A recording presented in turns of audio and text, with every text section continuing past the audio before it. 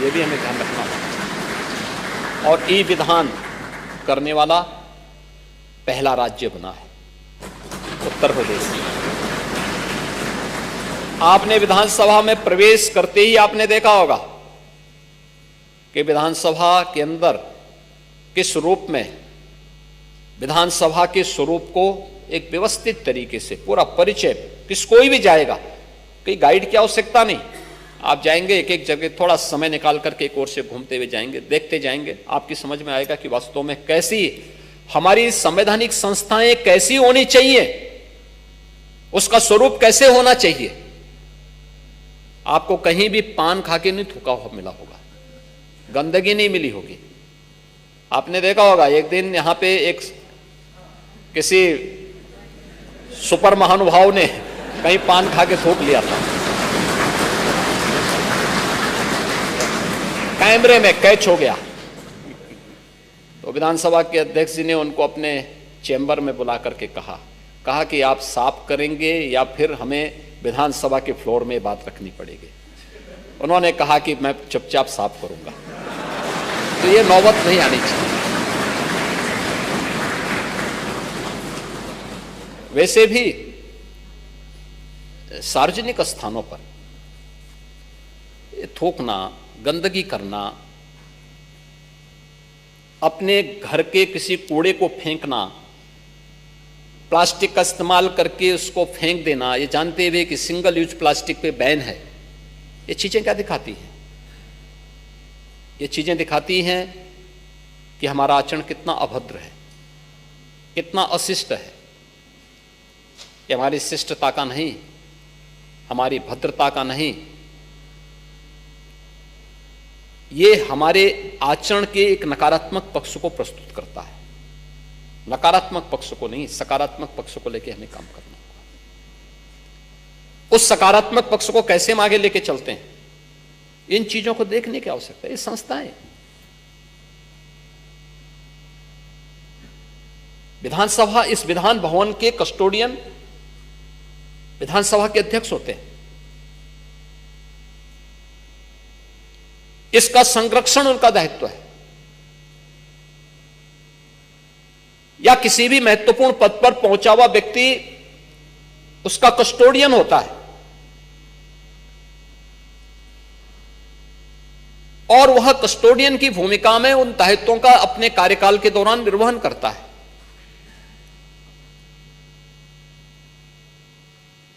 वो मालिक नहीं होता। हम लोग प्रदेश में हैं मालिक की भूमिका में नहीं, एक सरबराहकार की भूमिका में, एक कस्टोडियन की भूमिका में, एक ट्रस्टी की भूमिका में। हमारा दायित्व अब ईमानदारी पूर्वक अपने कर्तव्यों का निर्वहन करने का है। ये तो हर व्यक्ति जानता है, आप भी जानते हैं, हम भी जानते हैं और पूरा समाज जानता है। जो लोग संपत्ति बटोर रहे हैं वे सब जानते हैं, सब वहीं छूट जाएगा और कोई आग के हवाले ऐसे हो जाएगा जैसे दृश्य आपने कुछ देखे होंगे।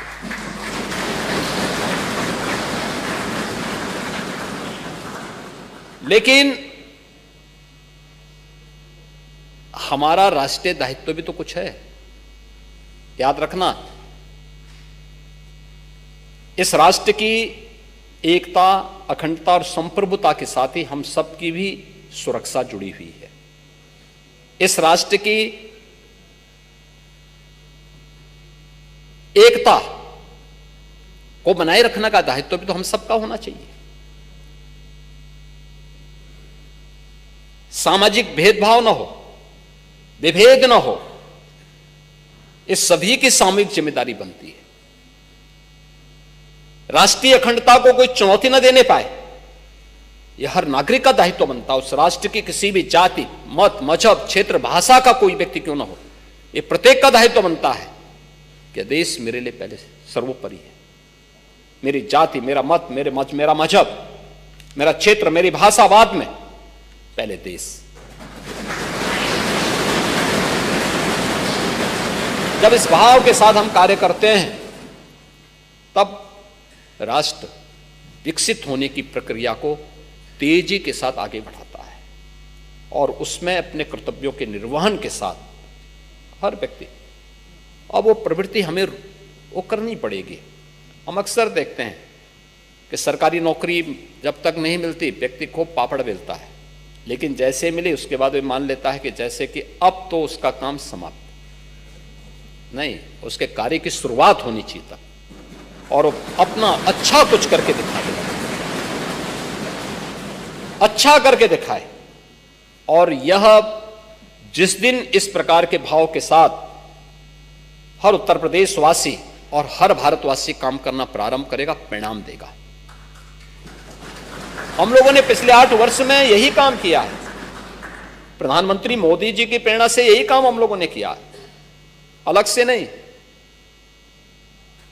कोई ऐसा हमने नहीं कर दिया कि कहीं से अतिरिक्त ऐसा हम नहीं ला दी। हमने केवल पब्लिक को प्रेरित किया, समाज के हर एक तबके को इस बात के लिए प्रेरित किया कि भाई देखो, हमारी भी तो इस प्रदेश के प्रति कोई जिम्मेदारी है। प्रदेश हमें पहचान दे रहा है, हमें भी इसके प्रति कोई जिम्मेदारी है, कोई जवाबदेही है। उस जिम्मेदारी और जवाबदेही में बेहतर समन्वय करते हुए हम आगे बढ़े, परिणाम हमारे सामने है। यह प्रदेश 17 के पहले बीमारू राज्य था, आज बीमारू नहीं, देश की अग्रणी अर्थव्यवस्था के रूप में अपने आप को स्थापित किया। इस प्रदेश में 2017 के पहले किसान आत्महत्या करता था, आज किसान खुशहाल है। 2017 के पहले बड़े पैमाने पे भूख से मौतें होती थी, आज भूख से मौतें नहीं बल्कि 15 करोड़ लोग पिछले 5 वर्ष से फ्री में राशन की सुविधा का लाभ प्राप्त कर रहे हैं। टेक्नोलॉजी का बेहतर उपयोग हुआ है। ई पॉस मशीन से हम लोग लखनऊ में बैठ करके स्क्रीन के माध्यम से सभी 80,000 फेयर प्राइस शॉप की मॉनिटरिंग कर सकते हैं। यह है टेक्नोलॉजी की ताकत। हमने इस्तेमाल क्यों नहीं किया पहले, क्यों नहीं किया? ये वही प्रदेश थे जिसके युवाओं को अपनी पहचान छुपानी पड़ती थी, आज पहचान नहीं छुपानी पड़ती है। वो कहीं जाता है सीना चौड़ा करके बोलता है साहब यूपी के।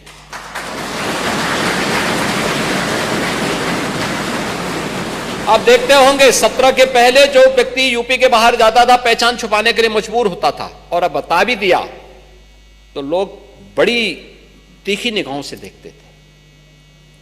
आज आप जब जाएंगे बोलेंगे मैं उत्तर प्रदेश का निवासी हूं, तो लोगों के चेहरे पर एक चमक होती है। उत्तर प्रदेश का नाम सुनते एक चमक होती है।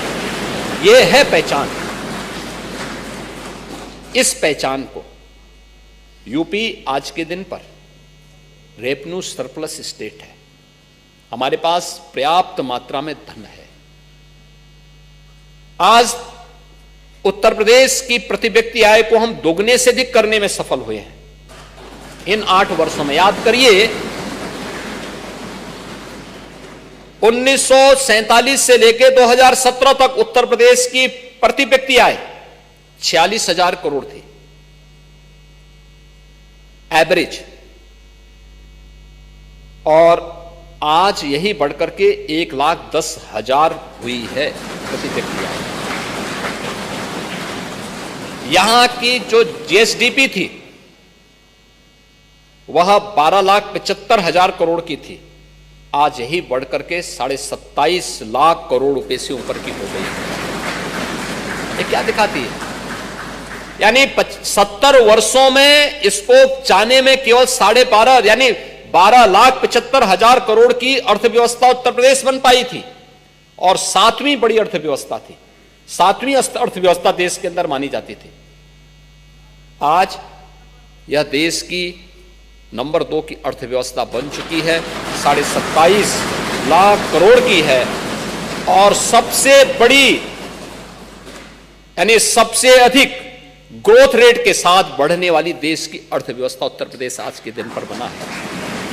यह तब हो पाया है जब एक टीम वर्क काम कर रही है, सभी लोग मिलकर के काम कर रहे हैं। सरकार से जुड़े हुए लोग, जनप्रतिनिधिगण, समाज से जुड़े हुए अन्नदाता किसान हो, युवा हो, सरकारी कर्मचारी हो, पुलिस कार्मिक हो, समाज के अलग अलग तबके, व्यापारी हो, उद्यमी हो, अलग अलग तबके के सभी लोगों का जब एक साथ समन्वय होता है, सभी लोग एक दिशा में चलने प्रारंभ होते हैं, ये परिणाम सामने आता है। और इसमें मीडिया की भी भूमिका है। उन्होंने सकारात्मक लेखन भी शुरू किया, एकदम लिखना शुरू किया। हाँ, अच्छा, महाकुंभ की सफलता में मीडिया की बहुत अच्छी भूमिका है। ये सभी चीजें जब एक साथ चलती हैं तब परिणाम सामने आते हैं। और उस परिणाम के लिए यह दायित्व अपने अपने क्षेत्र में नेतृत्व के इस गुण को विकसित करने का दायित्व आपका भी है। आप भी इसके हिस्से हैं, इससे अलग नहीं हो सकते। और युवा संसद उसी भाव के साथ आगे बढ़ रही है। मुझे बहुत प्रसन्नता है कि आज उत्तर प्रदेश की इस प्रतिष्ठित विधानसभा में आपको आने का अवसर प्राप्त हुआ है। अगले 2 दिन आपके यहां व्यतीत होंगे। एक सकारात्मक डिबेट को आप आगे बढ़ाएंगे और अपनी बात को बिना किसी भय के निसंकोच बोलिए। हाँ, बोलते समय ये जरूर ध्यान रखना कि उसमें तथ्य होने चाहिए और उसमें जो कुछ भी आप बोलें उसमें तथ्यों के साथ साथ आपकी संवेदनशीलता भी झलकनी चाहिए और शिष्ट आचरण भी दिखना चाहिए। अगर ये सब चीजों को, वही चीज शालीनता के साथ भी बोली जा सकती है और वही चीज अभद्र तरीके से भी बोली जा सकती है। व्यक्ति को तय करना है कि वह किस श्रेणी में खड़ा होना चाहता है। और मुझे लगता है कि इन बातों को आप रख करके इन 2 दिनों के अंदर यहाँ पे 3 जो सबसे अच्छे यूथ सेलेक्ट होंगे, यानी आप सभी अच्छे हैं, लेकिन उन 3 को सेलेक्ट करना यहाँ पे जो हमारी टीम बनी हुई है, इनके लिए बहुत बड़ा चैलेंज होगा, बहुत बड़ा चैलेंज होगा। क्योंकि 3 का 240 में से 3 का चयन करना, और तो अच्छा है कि आज की विधानसभा हमारी बहुत अच्छी चलती है। नहीं तो 90 के दशक की विधानसभा होती तो पता नहीं क्या हो गया होता।